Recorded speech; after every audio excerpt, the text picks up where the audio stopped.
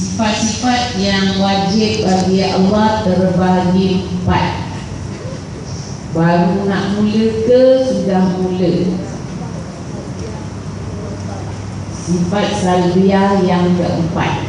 Baik, kita punya pelajaran tauhid ni, kita dalam memahamkan sifat-sifat, keseluruhan sifat-sifat Allah tu ada 4 cara untuk kita faham. Keseluruhan sifat Allah yang tidak terhingga, tidak terkira bilangannya, ada 4 cara untuk kita faham. Ini supaya kita tidak keliru, tidak bingung sebab sudah ada akhir-akhir zaman ni orang mengatakan Allah ada tangan, ada muka. Jadi dalam pelajaran ini kita boleh kenal sifat Allah mana yang kita boleh lihat, mana yang tak boleh lihat. Jadi saya terangkan 4 cara gezek dulu lah. Seluruh sifat Allah yang tidak terhingga bilangannya ada 4 cara untuk kita faham. Kalau ada kita boleh terima oleh akal, awak boleh fikir. Tapi ada tak boleh terima oleh akal, maknanya jangan fikir. Kalau fikir akan rosak. Nabi dah beri amalan. Ada yang boleh lihat kesannya. Kesannya bukan melihat Allah. Allah tidak dari sesuatu, tidak seumpama sesuatu, tidak bergiring, tidak ambil ruang. Allah tidak ambil ruang, tidak bergiring, tak ada gerak, tak ada diam. Itulah Allah. Jadi kita tak boleh lihat, tapi sifat-sifatnya, kesan dari sifat tu kita boleh. Seperti sifat ma'ani. 7 sifat ma'ani kita boleh nampak kesannya. Siapa punya kekuasaan, bencana, bala, kejadian, macam-macam kejadian. Siapa yang tak? Tak ada manusia yang tak. Tapi perkara terjadi, mesti ada yang atur, mesti ada yang takdirkan. Sakit, siapa yang tak? Mati, orang tak dah. Orang dah duduk dunia ni dah enjoy, dah asyik, dah syok. Padahal syurga tu lagi seronok. Tapi belum lagi lah. Kalau tanya pasal awak nak banyak umur, jawabnya satu, senang je nak buat amal. Bagus, jawab tuan tu bagus, tapi buktikan dia setiap detik. Bukan setiap hari tak, setiap detik kita beramal. Macam mana nak beramal setiap detik? Mana ada masuk, tu nak masak, nak buang air, nak beli nak television apa. Tak, setiap detik awak boleh buat amal dengan awak buat sesuatu yang Allah suka, yang Allah redha. Bukan kata duduk di atas semayang ni beramal, awak masak pun beramal. Kasih makan, orang makan tu dengan makan ada tenaga, dengan tenaga boleh sujud, dengan tenaga boleh dapat belajar. Kalau tak ada tenaga nak langkah kaki pun tak larat. Jadi kita masak, kita kasih orang makan, masak sedap-sedap supaya orang makan selera, ada tenaga. Kalau tak ada selera, ambil. Jadi ini pun amal. Asal niat yang baik, tak ada sesuatu kita buat, kita niat yang baik, yang Allah suka. Itu jadi kita nak panjang umur bagus. Untuk apa nak beramal? Tapi setiap detik mesti kita buat kajian, beramal lah kita. Buat sesuatu yang boleh mendatangkan faedah atau manfaat,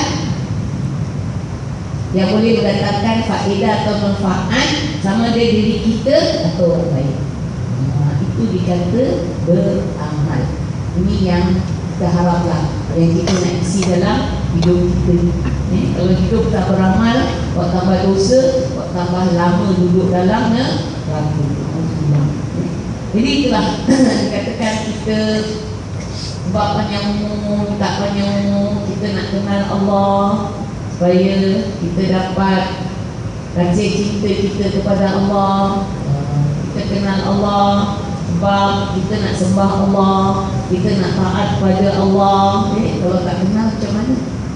Itu dikatakan dan tasihul ibadati illa bima'rifati ma'bud. Tidak sah ibadat seorang melainkan dia kenal siapa yang dia sembah. Wajib awak sembah Allah. Siapa Allah tu? Allah tu nama. Apa yang awak isi dalam hati awak, kepercayaan awak tentang Allah. Dulu masa saya nak kata kanak-kanak pun tidaklah, tapi Boleh ingat lah orang ketua ni cakap, kau pergi belajar sifat 20 dengan saya. Kalau kau tak tahu sifat 20, kau semayang tak sah. Jadi macam kita punya fikiran belum matang lah kata orang ni. Kalau sekarang kita berfikir pasal tak tahu sifat 20 semayang tak sah. Orang semayang tak sah, untuk dia batal ke, ataupun dia dalam najis ke, itu tak sah. Apa ada kaitan di sifat 20? Kita tak tahu ya sifat 20 ni dengan ibadah solat ni. Jadi jawapannya itulah, dan dikatakan tidak sah ibadat seorang melainkan dia kenal siapa yang dia faham.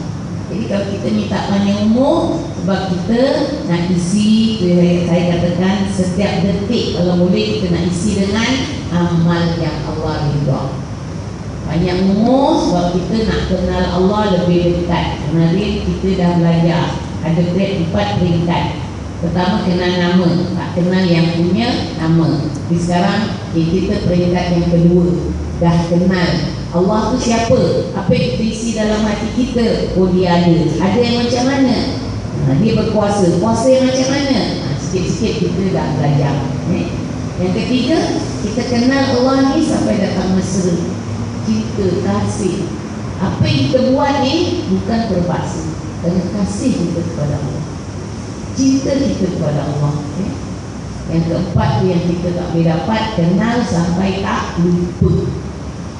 Kenal sampai tak lupa. Tak boleh. Dalam sembahyang yang rasa saya berapa minit ada 10 minit, taruhlah, taruh aja tak salah 10 minit tak lama tak. Tapi apa yang kita ingat? Mulut aja kata Allahu Akbar, rokok Allah sampai Allah mana, Allahu Akbar, Allahu Akbar, Allahu Akbar. Mulut aja, hati lain, lupa. Rakaat pun paling bodoh, 4 atau 3. Orang kata bodohnya budak ni tak tahu kira 10 tu 10 banyak, 4 3 ke 4. Kita yang semayang, kita yang kira, kita yang tanya.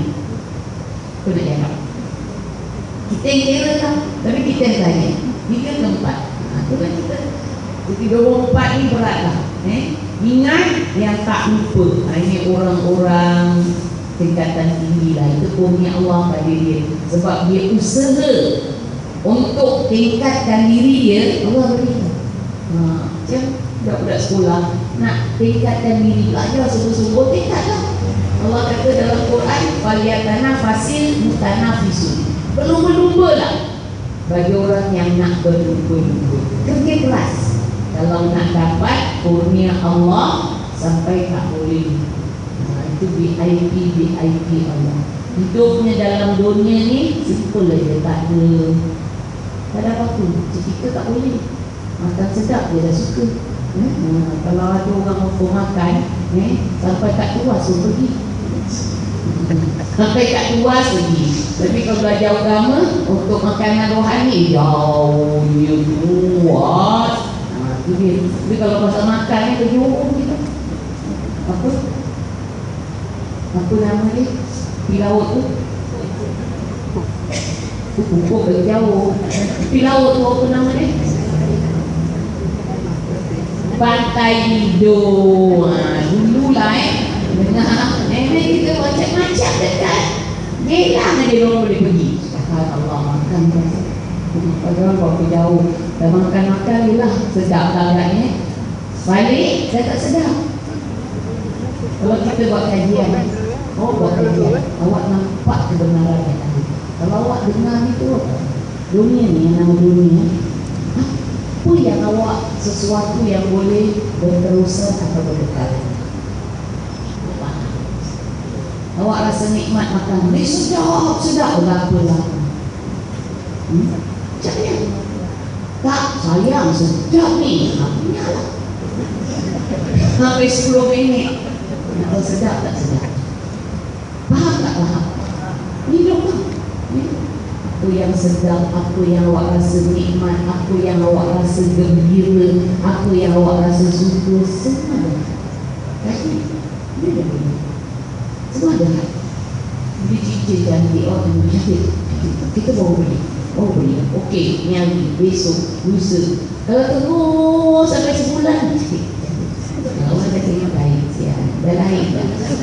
Pasal jumpa kita juga cantik. Sekali dua je. Kita pun gembira sekali dua. Belum dapat rumah, baru dapat kunci, kejap-kejap tengok rumah. Renovation, kejap-kejap tengok. Tapi dah duduk 2-3 tahun, ini dunia. Jadi kalau kita dah buat kaji gini, oh ini punya dunia, tak ada berterusan. Jadi kita nak cari sesuatu yang berterusan, yang tidak ada. Macam Ibrahim bin Adham. Ibrahim bin Adham asalnya seorang anak raja, tapi dia jadi wali pasal dia nak cari yang berterusan. Bila dia tengok, dia masa jadi anak raja, dia tengok orang tua. Dia tengok orang tua dia suka fikir, siapa orang ni tanya wazir dia? Inilah orang tua, nanti kita pun akan macam orang. Nanti aku pun jalan bongkok macam ni, ketah-ketah macam ni. Saya kalau tengok tak kaji tu, saya kata tengok tak kaji, kita tak dapat pesan. Tengok lagi, tengok apa dua, terus sampai jadi macam tu. Bila tegak macam ni, kita punya pinggang semua, tu orang cakap nanti bongkok udang. Kalau panjang umur, tak nak dekat panjang umur kan, lama-lama dah tegak, dia macam pelepah jatuh. Pucuk, orang dulu cakaplah pucuk, jangan terkawukan pelepah. Satu hari dia akan jadi pelepah. Pucuk-pucuk ni semua jadi pelepah. Dah pelepah, saya tengok jatuh, kering jatuh. Yang jadi pelepah ni kering, lepas tu jatuh. Inilah kehidupan Kemudian Ibrahim bin Adham tengok pula mayat. Apa itu?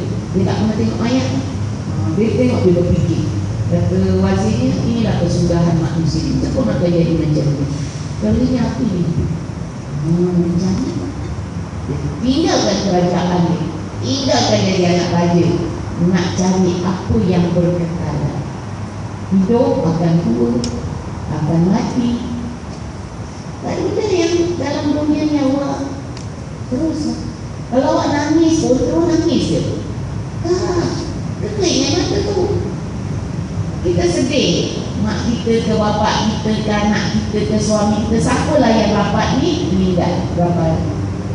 Pasal awak nak tahu tak, orang kenduri ni ada mula-mula 1 hari dan 3 hari, belakang 7, belakang 40, belakang 100. Dah jauh tu.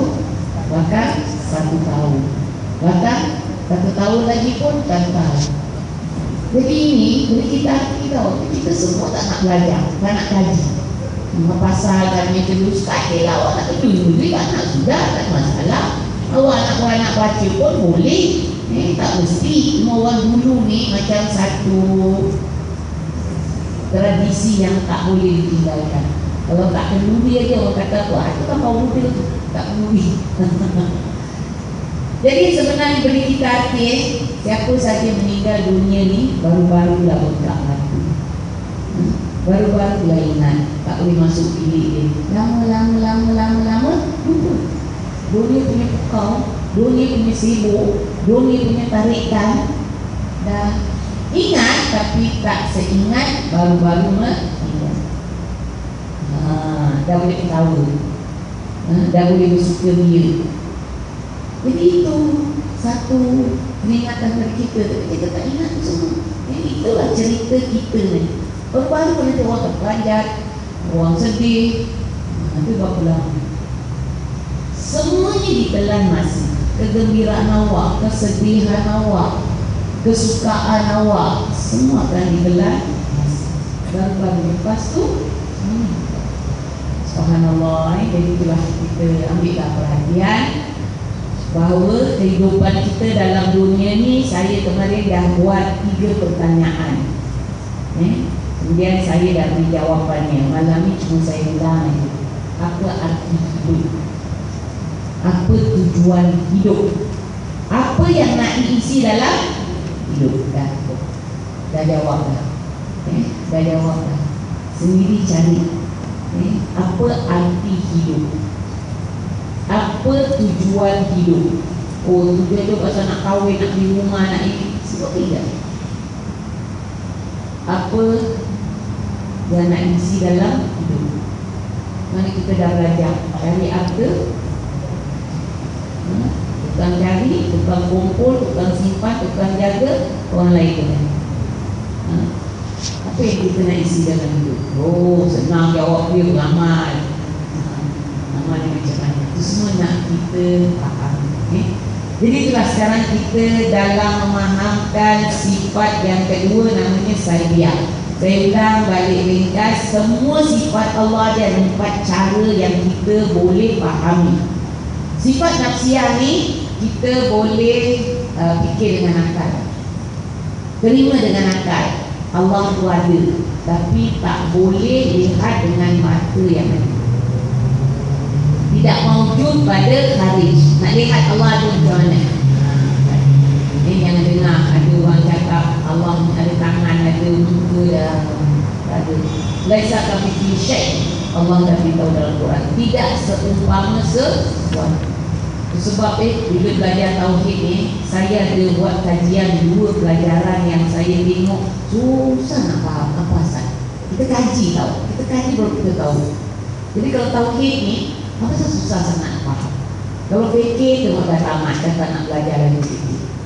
Kan? Ada lagi? Ada. Oh, dah ulang tapi lompat. Ulangan kita lompat. Tak ulang dari awal.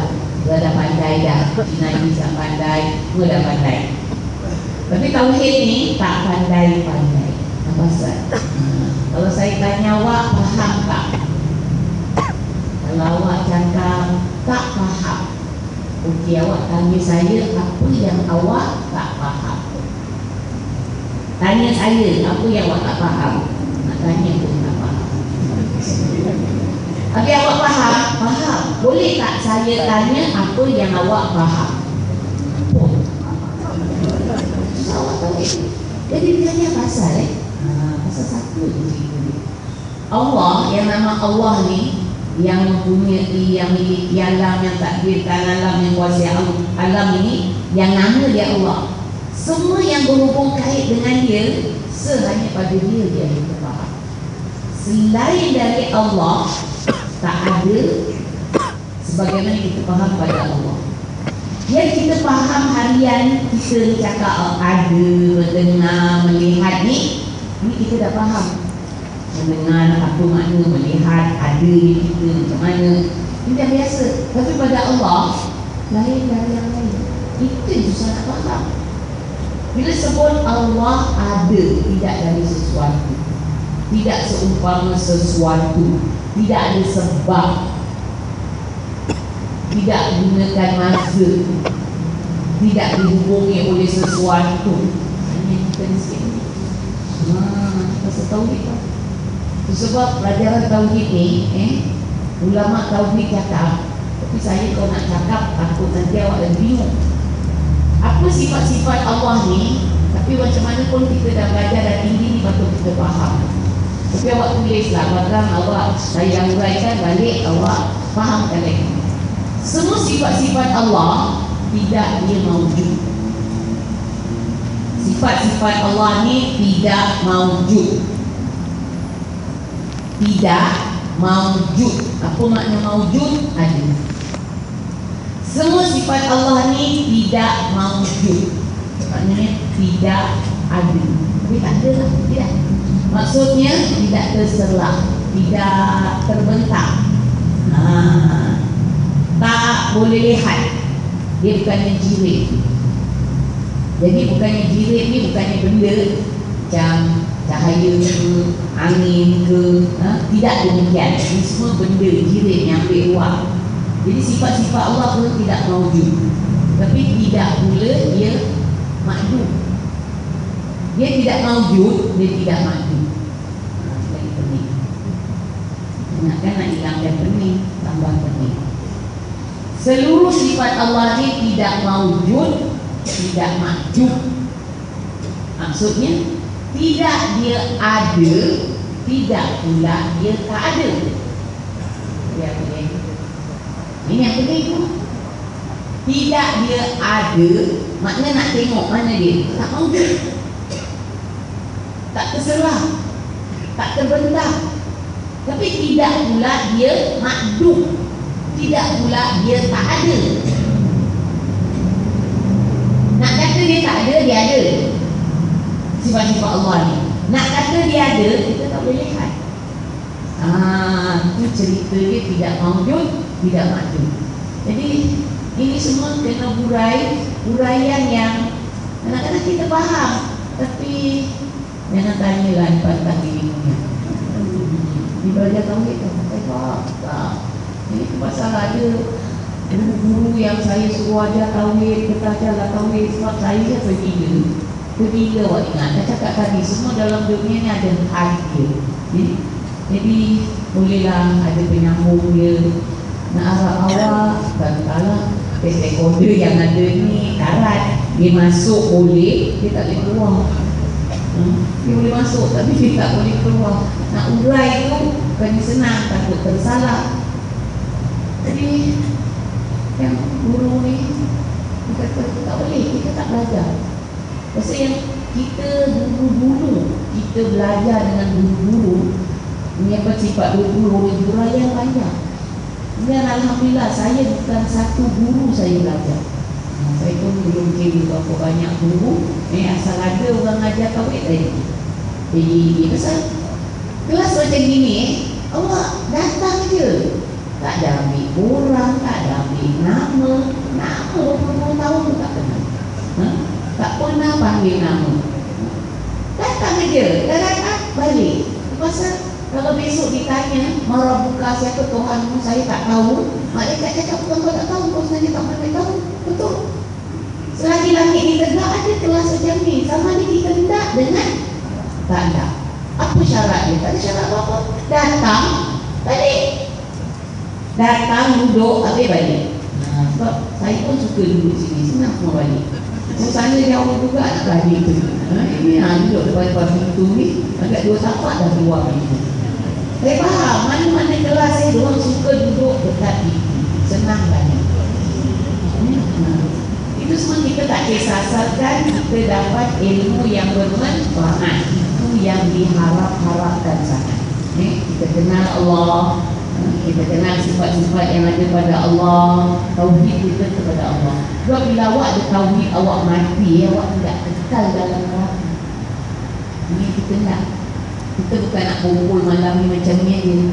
Kita kalau boleh balik di sana tu yang lama, terus tak pindah-pindah. Kita dapat kumpul balik, langkah gembiranya, langkah bahagianya. Tiap hari Rabu kita kumpul macam ni, kumpulan kita dikekal, sekumpul. Tak, tauhid. Yang lain-lain tu maklum lah. Ada yang banyak fardu saja, ada yang fardu pun putih-putih. Kita tak tahu, kita sibuk. Kita kerja tak boleh tukur. Kita meniaga tak ada orang nak ganti. Kesukaan ni masing-masing. Tepuk dada tanya, stay. Dia ada tauhid, berapa lama kat neraka, akhirnya ke itu kita harap. Jadi itulah dikatakan ni pada semula tadi, sifat Allah keseluruhannya tidak maujud, tidak makdum. Nak kata dia ada, tak boleh lihat, tak terserah. Nak kata dia tak ada, makdum tu tak ada, dia adalah ada. Fahami? Jadi ada 4 cara untuk kita faham. Nafsiyah kita sudah urai. Sifat ini kita boleh buat kajian pada akal. Kaji apa dia? Dunia. Mesti ada yang mengatur. Kita tengok macam-macam peristiwa baru-baru yang kita lihat. Sampai belajar faraid, saya kata kita dapat harta kat sini, bila-bila boleh lepas. Dengan doktor ke, habis sekali masa pula pagi, datang pagi, semua harta habis. Jadi mesti ada yang atur alam ini. Jadi itu boleh dipikir. Matahari yang begitu besar berjalan, tajri wasyamsu tajri limustaqarrin laha. Zalika takdirul azizil alim. Matahari yang besar tu 1 juta bumi Itulah ukuran matahari tajri jalan. Tajri jalan pada landasannya. Itulah takdir yang maha mengetahui. Jadi mesti ada yang aturi, mesti ada yang gerakkan. Takkan matahari itu gerak sendiri, bumi gerak sendiri, semua gerak sendiri. Mesti ada yang menggerakkan. Ada yang meninggal muda, orang tua tak meninggal. Dalam satu keluarga ada yang sakit, ada yang tak sakit. Ini bukannya cara. Ini ada yang atur. Jadi boleh fikir, itu nafsiyah yang kita sudah belajar. Sekarang yang kedua ni, salbiah ni, ini ada susah sikit. Tapi ma'ani, itu senang. Boleh kita fikir dan boleh lihat kesannya. Maknawiyah sama macam nafsiyah, boleh dipikir tapi tak boleh lihat kesannya. Tapi yang paling susah ni salbiah, menolak sesuatu yang tak layak pada diri Allah. Tak boleh fikir, tak boleh lihat. Dua-dua tak boleh. Tapi macam mana? Tolak saja yang tak layak pada pencipta alam. Dia cipta alam, dan tentu dia tak boleh sama dengan alam segala-galanya. Dia nak fikir. Jadi kita sudah belajar yang pertama, hidam. Sifat salbiah ni hidam. Sekarang kita yang keberapa? Keempat. Saya ulang balik. Ini susah sikit. Hidam artinya sedia. Maksud sedia, ada, tidak ada permulaan. Adanya, tidak ada permulaan. Macam mana nak fikir? Kita yang ada mula tak boleh fikir. Apa mula awak? Pok mak lah. Manalah saya tahu tak pernah pok mak. Tak boleh fikir. Okeylah pok mak tak tahu dah keluar pok mak. Awak tak tahu juga. Macam mana awak ni dari terlentang? Ingat tak? Tak ingat. Akal kita belum berfungsi. Jadi ada di kita, ada permulaan, tak boleh fikir. Allah ada, tak ada permulaan. Nak fikir tak boleh, nak lihat pun tak boleh. Itulah sifat salbiah. Ini kita dah hurai. Kedua, baqa. Ini tertinggal yang lama, baru punya kitab tertinggal baqa. Awak tulis itu. Yang kedua, baqa. Baqa artinya kekal. Allah tu kekal. Macam Allah tu kekal. Nak fikir, tak ada kesudahan kekalnya Allah. Nak lihat, lagi tak boleh. Fikir tak boleh, lihat pun tak boleh. Selain dari Allah, kita sudah belajar, ini perlu saya ulang je. 10 yang Allah janji Allah akan kekalkan. Ada tak? Ada 10 Allah janji Allah akan kekalkan. Nyamun kita kekal, suruh lidah saja. Ayah buzana asal benih ini pun kekalkan pasal nak balik semula kita. Subhanallah, ini awak tak dapat nak berai. Lihat tak boleh, fikir pun tak boleh. Apalagi berfikirkan Allah baqa kekal yang hakiki. Cakap kita lah kekal yang original. Original dia kekal. Zatnya kekal, sifatnya kekal. Zatnya kekal, dirinya kekal. Semua sifatnya kekal. Dan apa yang dia nak buat semua kekal. Tapi perbuatannya ada yang dijadikan tak kekal. Macam kita dan alam. Yang ketiga, kita belajar mukhalafatu ta'ala al-hawadis. Bersalahan Allah dari segala yang baru. Makna diri Allah ni tak sama dengan alam. Alam ni ada yang kita dapat lihat, ada tak dapat lihat, ada dapat rasa, ada tak dapat rasa. Semua yang ambil ruang, giring, Allah tidak demikian. Jadi ni pegang tak? Selain daripada cakap-cakap yang mengelirukan yang saya cakap tadi, yang cakap saya ni seorang guru agama, dan dia cerita guru agama yang ajar berdasarkan ayat Quran. Allah ada tangan, Allah ada muka. Jadi kalau kita dah tahu tangan dan muka tu jiwa, ambil ruang, ambil tempat, nampak dalam mata ni adalah makhluk kena jadi. Diri Allah tidak demikian. Jadi susahnya kita belajar tauhid ni sebab kata-kata pada Allah tu Pahaman dia bukan macam pahaman harian kita. Apa yang kita faham hari-hari, cakapan tu sama pada Allah, tapi dia punya makna maksud lain. Itu yang susah kita nak faham tu. Kerana hanya Allah saja. Apa sifat-sifat yang ada pada Allah, kita tak boleh faham macam harian kita. Jadi itu yang kita susah nak faham, pening sikit. Misal katalah kita contoh, takut kepada yang lain dari Allah. Kita mesti lari dari apa yang kita takut. Takut binatang buas, lari dari binatang buas. Faham tak ni? Tapi takut pada Allah maknanya lari dekatkan diri pada Allah. Itu makna takut. Takut pada Allah dan lari dari Allah. Lari dekatkan diri kepada Allah. Itu maknanya kan bertentangan. Jadi itu kita pening Allah. Itu yang susah nak faham tauhid. Belajar cuma caranya selalu ulang.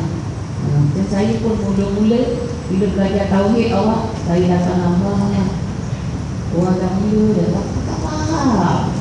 Nama guru yang dulu cakap. Pergi jumpa dia, pun dia uraikan tak faham. Betul tak faham. Di kalimah la ilaha illallah saya terus tak faham. Tak ada Tuhan yang disembah dengan sebenar-benarnya melainkan Allah. Jadi pahaman saya, maknanya tak ada Tuhan yang disembah dengan sebenarnya, tak ada. Padahal ada sambung illallah, tapi saya fahamkan sekerat. Jadi dia pun tak hurai maksudnya sifat ketuhanan. Kadang-kadang kalau awak tanya tak boleh hurai. Mereka belajar. Belajar sini boleh hurai panjang. Kalau awak dengan bindis datang sini, macam mana saya nak tayamum penuh. Kasihlah tepuk ke tanah, tutup tangan dari kita. Itu tayamum. Kita belajar bab tayamum, tapi kita tak belajar lah, dah belajar. Saya 45 suka surat. Macam nak urai, tak boleh urai. Jawab spontan satu. Ini saya nak belayar ni, macam mana nak sebaik jamaah? Kumpulkanlah Zuhur pada asar, maghrib pada isyak. Itu dia. Niat macam mana, syarat dia. Jadi kita nak mulai banyak-banyak. Kalau tanya jawab satu. Itu muskil agama. Tanya, jawab tak. Tapi belajar lain. Seluas-luas ilmu sampai kita faham. Jadi telah dikatakan tauhid ni maknanya lain dari yang lain. Kalau awak belajar faraid pula ini satu lagi faraid. Saya kalau belajar faraid mana-mana tempat saya ajar, saya rasa macam serak sikit. Pasal nanti dia bingung. Dia tengok sini, tengok sini semua. Dia serak sikit. Wajah tak ada nampak gigi. Dia ajar pasal ceritanya macam orang jagung. Tahu orang jagung, orang yang dekat hutan tu dia datang di sana. Dia tak pernah tengok. Mata lihat tu lah. Jadi kita ni tak pernah dengar di pasal faraid. Ustazah dia ajar faraid. Orang belajar faraid ada kursus. Kalau kita tak apalah, jangan masuk kursus. Ini tak mesti dengar. Apa tu faraid? Isteri 1/4, 1/8. Dia kalau satu orang, satu bahagian tak apa tau. Yang menyebabkan awak terbeliak sikit. Cucu perempuan dari anak lelaki boleh dapat setengah, 2/3. Asabah 1/6. Sekarang ini apa sebab? Ni apa sebab? Yang sebab itulah cakap cepat-cepat. Dan sebab tu gini, takkan saya nak belajar satu aja. Nanti lain bulan satu, 5 ni 5 bulan. 5 ni sekaligus. Tenang. Itu ceritanya. Tapi insyaAllah kalau awak selalu dengar, dia gula-gula macam orang jakun lah. Tapi dah selalu okey lah, dah season lah. Sebab orang belajar faraid, cucu lelaki kan. Dia tak cakap cucu dari anak lelaki. Pasal otomatik tak payah nak cakap. Cucu lelaki ni mesti dari anak lelaki. Tapi kita yang baru belajar cucu lelaki. Nina punya anak tu cucu lelaki dia dapat. Nina punya anak. cucu kita. Jadi pasal kita tak pernah dengar. Tapi daripada dengar, tak payah nak huraikan lagi. Itu cerita dia. Dia sebenarnya kalau awak belajar tu, awak tercengang belajar, ulang lagi, kita lama-lama faham. Minta doa kepada Allah, usaha kita dan doa. Kita kalau datang sini, kita punya main switch bawa tu. Ini jangan dia punya wire awak dah sambung kat rumah. Jangan datang buat awak kunci. Tapi yang awak dengar, tahu betul. Mikrofon tak usah. Tak apa kunci ni, takut budak tak tidur. Jadi ini masuk tak perasan. Mikrofon kuat. Dah bagus dah sekarang mikrofon. Kalau ini pun tak apalah. Selama-lamanya macam ni pun okey lah. Jadi itulah dikatakan tadi yang keempat, yamuhu binafsi. Ini termasuk sifat yang kita tak boleh fikir, tak boleh lihat kesannya. Berdiri Allah dengan sendiri. Berdiri Allah dengan sendiri. Maksudnya Allah tak berhajat kepada sesuatu. Allah jadikan alam ni, Masya Allah, 7 kepala langit, 7 kepala bumi, ya Allah. Yang menyawa ni, saya cukup rasa kagum lah bila tengok kat televisyen, ulang-ulang, macam-macam pattern lah. Yang batik-batik, yang belang-belang, yang warna kuning. Kadang dia ambil muka dia tau. Alamak, dia cantik. Saya tak, muka pula cantik dia. Awak tahu dia punya sisi itu cantik. Siapa boleh lukis pun belum tentu sama antara satu dengan yang lain. Cantik. Subhanallah, subhanallah. Macam-macam apa kita tengok memang kita rasa kagum ciptaan Allah. Tapi nak haji, kita tengok itu saja. Kekayaan dan kebesaran Allah. Allah jadikan semua ni, Allah tak ambil faedah. Makhluknya ni, nak kafir ke, nak musyrik ke, nak maksiat ke, nak derhaka kepada Allah, silakan. Dunia bebas. Sama macam ikan kat laut. Ikan kat laut tu bebas. Nak makan anak ikan, nak makan anak sotong, nak makan. Tapi satu masa ikan tu mesti naik ke darat. Kita bebas. Awak nak makan hak orang, pandai makan, pandai simpan. Apa limbah batu sembunyi, jangan. Selamat awak kat dunia ni. Hakim pun tak dapat kesan. Nak bunuh orang, nak aku misal kata, bebas. Tapi ingat, kita mesti balik akhirat. Ikan naik ke darat, kita balik akhirat. Ikan pergi pasar, dah naik ke darat, pergi pasar. Kita balik akhirat pergi pesara. Sampai sana ada malaikat datang. Kat pasar ada manusia datang. Jadi nak rebus, nak kukus, nak goreng, nak bakar, nak panggang. Itulah nasib kita besok di akhirat. Sama macam ikan. Awak makan ikan, awak tak ingat ni satu iktibar bagi diri kita. Bebas sekarang. Kau nak buat.